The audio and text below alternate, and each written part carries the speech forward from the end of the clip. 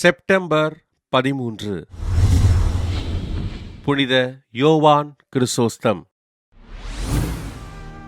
அந்தியோக்கியாவில் வாழ்ந்த இறைபக்தி நிறைந்த குடும்பத்தில் கிபி 344 ஆண்டு பிறந்தார் யோவான் கிறிசோஸ்தம்.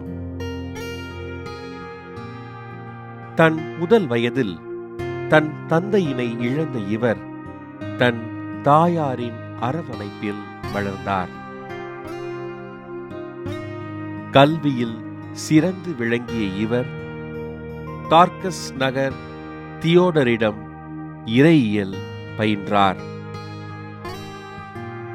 புனித அந்தியோக்கியா நகர ஆயர் மெலிசியூஸின் கரங்களால் கிபி 381 ஆண்டு திருத்தொண்டராக திருப்பொழிவு பெற்ற இவர் கிபி 386 ஆண்டு அருட்குருவானார்.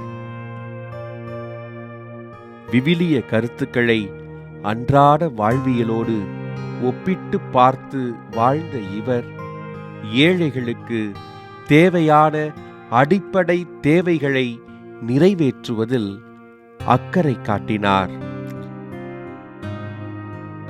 தன் மறையுரையினால் பேரரசர் தியோடசியஸை மனமாற்றிய யோவான் கிறிசோஸ்தம் கிபி 397 ஆண்டு கான்ஸ்டான்டின் நோபிலின் பேராயராக நியமனம் செய்யப்பட்டார். தன் மறை மாவட்டத்தில் பல்வேறு சீர்திருத்தங்களை செய்து இறைப்பணியாற்றிய பேராயர் யோவான் கிறிசோஸ்தம் நாடு கடத்தப்பட்டு கிபி 407 ஆண்டு விண்ணகமடைந்தார்.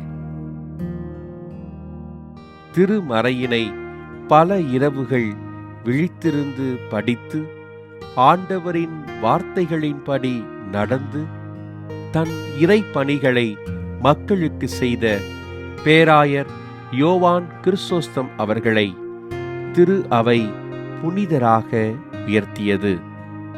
சொற்பொழிவாளர்களின் பாதுகாவலராக அறிவித்தது. புனித யோவான் கிறிசோஸ்தம் திருவிழாவினை கொண்டாடுகின்ற நாம் சொற்பொழிவாளர்கள் சமுதாயத்தினை மேம்படுத்தும் நல்ல கருத்துக்களை விதைக்க வரமருளும்படியாக ஆண்டவரிடம் ஜெபிப்போம்.